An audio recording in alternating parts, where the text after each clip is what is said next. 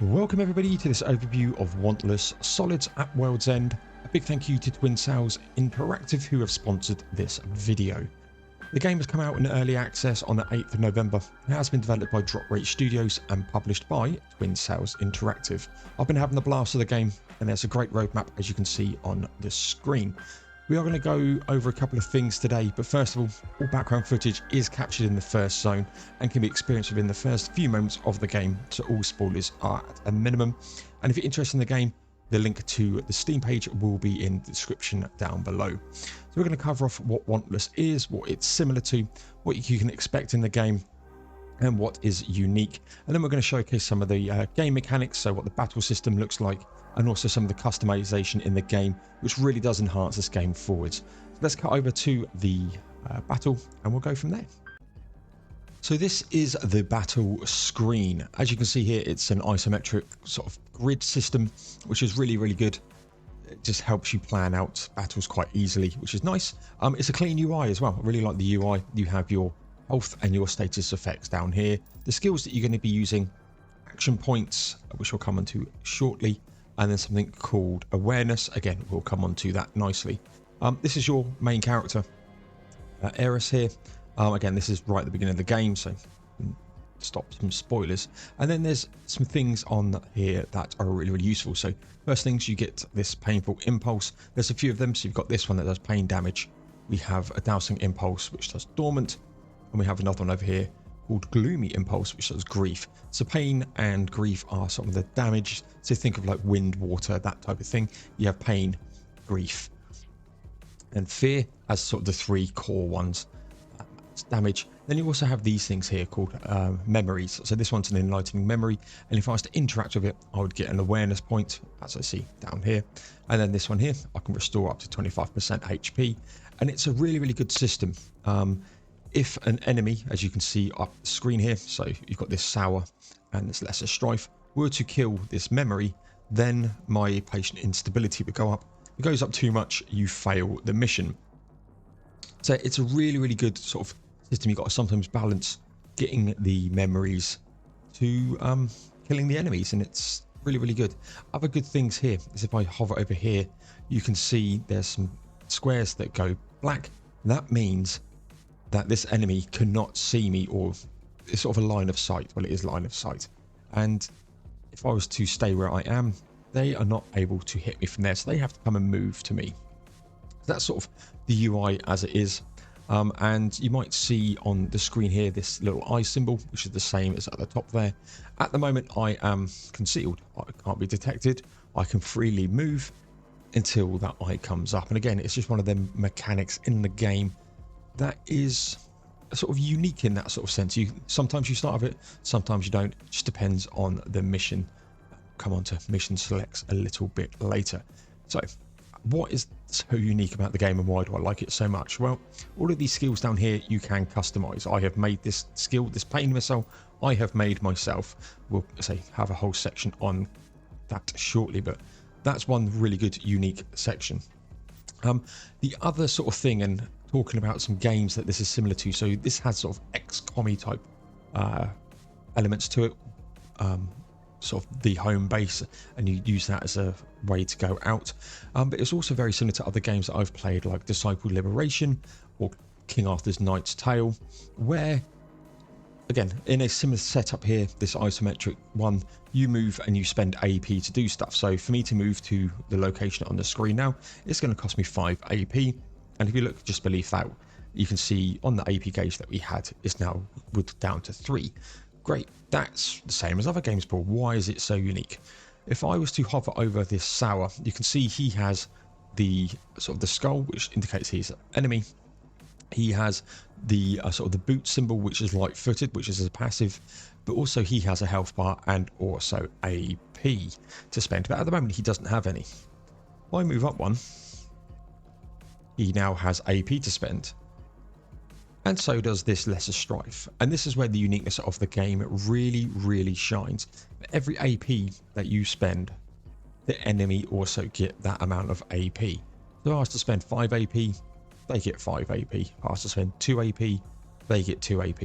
And it really does put a really good strategic view on the game where you have to really think about, do I want to give them all of that AP or do I not? And when it comes to things like the boss battles as well, that really shines even more. And it's so good in that sort of sense. Where the game really also shines for me, as I said, was the interactions on the screen. So again, we talked about this pain damage one. It also does show you that if I was to interact with this, one, it shows me by my character. So if I highlight here, you'll see some marked squares just here. That is the range that I have to interact with. So I know I can't interact with it just here. It says I'm out of range, you must get closer, and it shows you cleanly where you need to be. But it also shows that if I was to interact with that, where's the damage range for that? And if I was to interact with this, then this would disappear. So we're gonna just hop to here, and I've spent my AP, and if you saw the concealed limit, I've got 0, so I had 5 AP that I could spend before being concealed. So we're just going to end the turn, and you can see here they've moved. So even though they can't detect me because I'm still concealed, they will still move. So we're just going to move up here, and I'm just going to interact with this, and I'm now my concealed went down. You saw here it said minus concealed, and now everything is fair game. What I picked up was this, a memory fossil, and it's worth 100 tokens being a currency in the game. And then let's talk about the battles. So I've spent 1 AP to get to here. I spent 1 AP to collect the memory. And I've now got to kill this Lesser Strife for 70 damage and this Sour for 40 damage. And if we look at the skills that I've got here, again, nice, clean, and it shows cases what you need to do. This Pain Missile, I can do a plus, so it hit everybody in that plus. And we'll zip up here and do that. So this was just a dash, and again, single target location, that's what that means. And if I was to select this Pain Missile, then what I can do is I can push 1, 2, 3, 4 on the key as well, or you can interact it with your mouse. So if we push 4, we get it. There we go.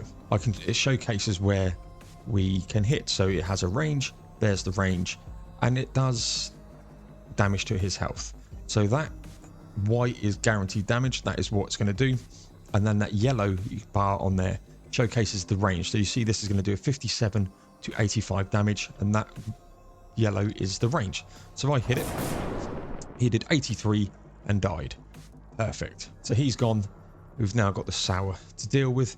And at this point I'm thinking, do I need to go over and do the memory? Possibly not, because I know once I kill the Sour, I can just come and get this anyway if I need to. So let's just move up here. You can see here, here's that 8 AP. He's now running away, and then he plants. And he's like, oh no, what's happened here? If I was to walk over this, I'm going to do 200 damage. We are going to walk over it because I want to go next to him. There it is. And then I've got a heal. So it was 120 to 160 HP, targets allies. And with the skill that I've set up, it just targets myself. And again, we'll go over to the skills a little bit later in the video. So that's done. As you can see here, I've only got 2 AP left. So I can't do this. I can't hit these because, again, it doesn't interact. And this is where it's really, really good. And I know I've got this box here. So I'm just going to end my turn. He's going to plant.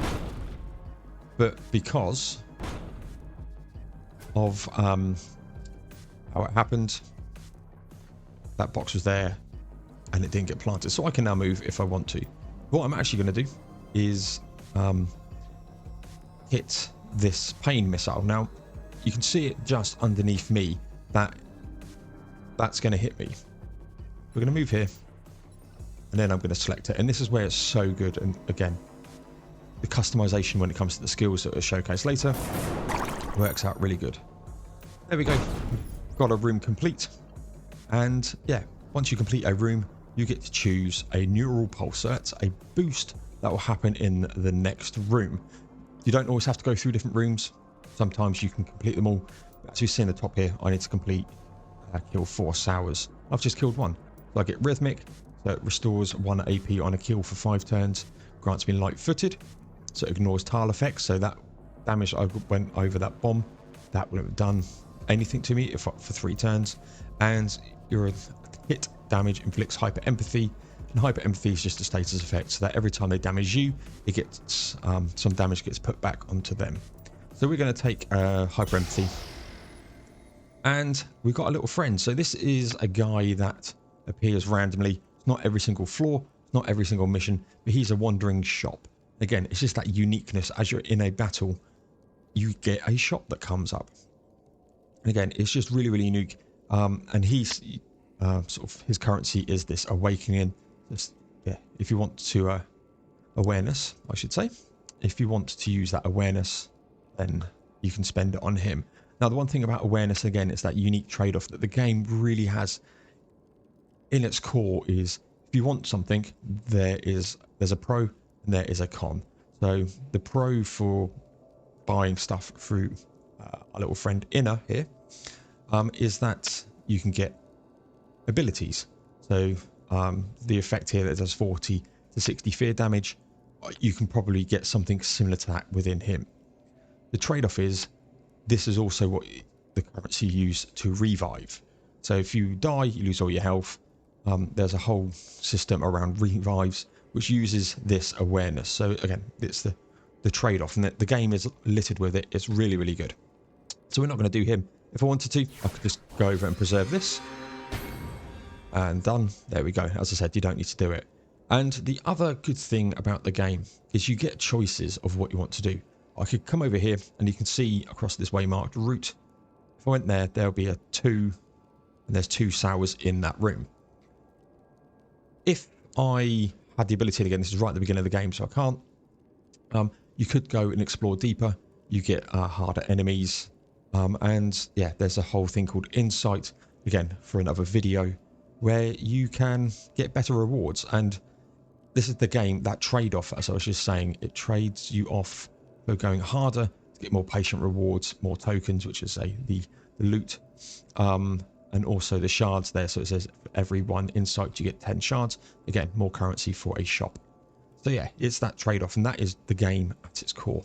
But say you move off into the next room, and then here we go. Again, similar room, similar move setup. I start concealed this time with the 5, and I could come up here and move here and attack if I wanted to. If I want to hit this, that's where it would be.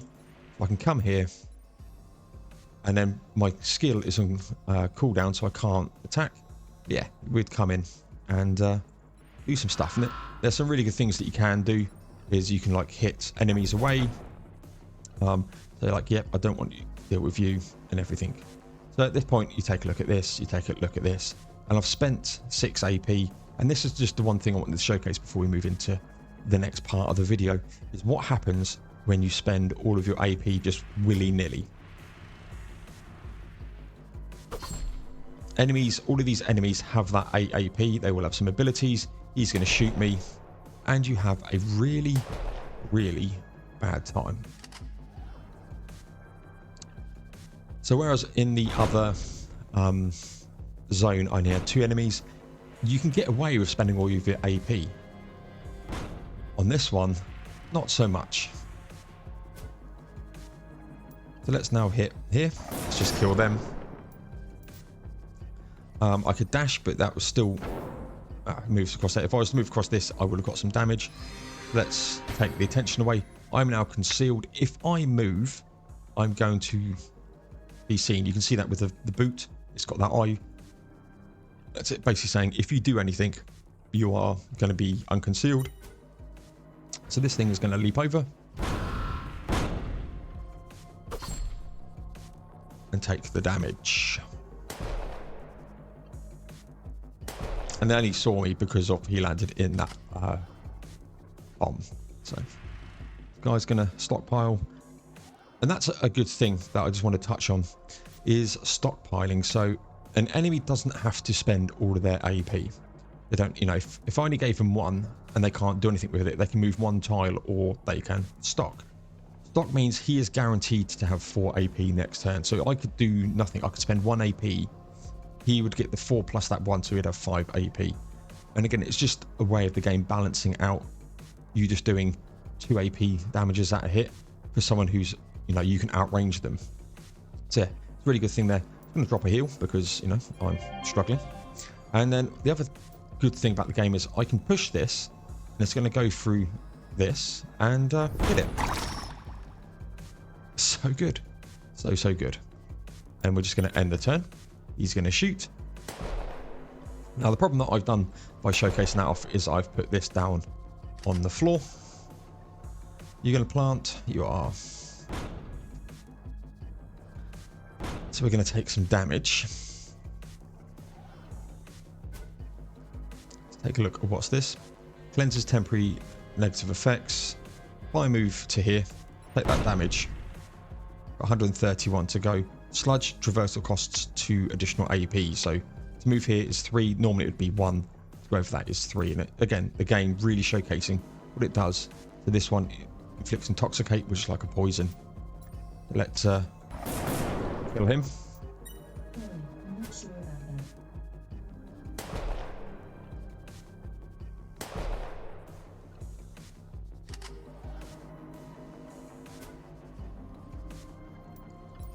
So let's dash. Let's move. Let's hit, and he's now got hyper empathy on. I only have 9 HP, so I'm likely to die here. And again, just want to showcase that. Oh no, you've moved. Okay, wow. That was unexpected. Let's move here. Again, his AP is coming up, and we kill him. Room complete. And again, here's that intoxicate. So deals grief damage at the start. Stats. Yeah. There's, like I say, other things. Reach, so you increases your interaction range by 2 for 5 turns. What that means is, before I had this sort of square, this would actually mean I have a bigger range. We'll go into here and showcase this off.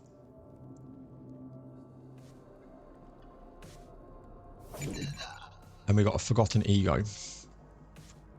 Yeah, and I'll give you some really good text about all of these memories. Now, the game is actually set inside people's minds.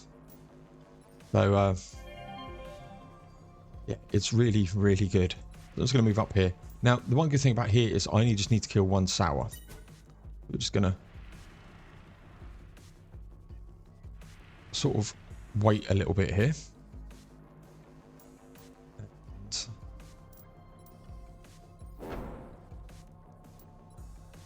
How far away are we? Nearly there. I'll do that. Can I hit you? Can. Let's do it. And our objective's complete. You can stay and stuff. Again, we're just going to extract. And transposition is successful. And I won't go too much further than the actual end screen because, again, spoilers. But if I was to go deeper, I'd have got some insight and sort of rewards. Get some level ups. And we get discipline, which is basically the currency you need to use to equip your skills. We'll come onto that shortly. I get a learning point and I get 30 HP and I get to choose one of these rewards. So you get strike, which is just, say, a damage type we were talking about. You get a form synapse. I'll come onto that sort of thing in a moment. Dash as an ability. Efficiency synapse, so it's sort of a modifier to your abilities, or just a glove, which is your basic attack, basically. So we are going to go for adjacent here, just for giggles. And then you get some good stuff there. So we're going to sort of leave that there. I'm going to now go on and talk about the customization of the game, which is where, again, really unique about the game, and it elevates the game to another level. The last thing I want to touch on this overview video is the Neural Forge. This is the crafting in the game, and it's where the game really, really shines. And I just love this part of it. A couple of things to point out is we have over here our skill discipline cost. So as you build your skills, they're going to cost a certain amount of discipline to equip, and you only have a finite amount of discipline. You can increase discipline through the skill tree, which will be in another video. Yeah, just mindful here. So I have 1,143 discipline left out of 2,150. What's so great about this is you can literally mix and match what you want. So these are the skills I was talking about before, and that's just a tooltip. You can click on these and it just brings up the, you know, what it is you wanted. So I have this aerial 1, as it's called, which is that cross, as we saw, and it has strike 1 on. I could change that if I wanted to be adjacent. If I just drag that across, bang, it's now an adjacent ability. One thing to point out on this is, if I look at adjacent 1 here, it's a tier 1 form common, and it has nothing. It just says you're going to do adjacency, as it says in the tin. The tier 2 form uncommon, for instance, though, has a 13% power to hyper empathy effects on them. So as you go up through the different tiers of ones, this rod totem is another one, which is a unique one. You tend to get some modifiers in, and again, this is where the game elevates itself as well, and where builds are really start to shine. So for instance, with this one, if I had hyper empathy as an effect, which I don't unfortunately, I could put hyper empathy in here as well, and it would have 13% extra power. So as you can see here, 44 to 65, this was a strike, 30% power. You would see the real one here, and I say you can mix and match what you want. If I wanted to put the grief and the pain damage in, it tells you that because they're stacking damage, slotting multiple hit damage synapses together reduces their individual damage output. So putting 2 together isn't as effective, so you probably don't want to do that, but I would do pain and I would do grief damage. And then you have sort of the multiplier, let's call it, which is this. Used in the skill duo oscillation, has an AP cost of 2, so as we spoke about AP across before, you get 8 AP to start with, at least anyway, and then this has a cooldown of 1. So I could use 2 AP cost each single time, and it has a cooldown as 1, as we saw. I could, if I had another one, put this one on, so it has a cooldown of 0, so every single turn I can use it.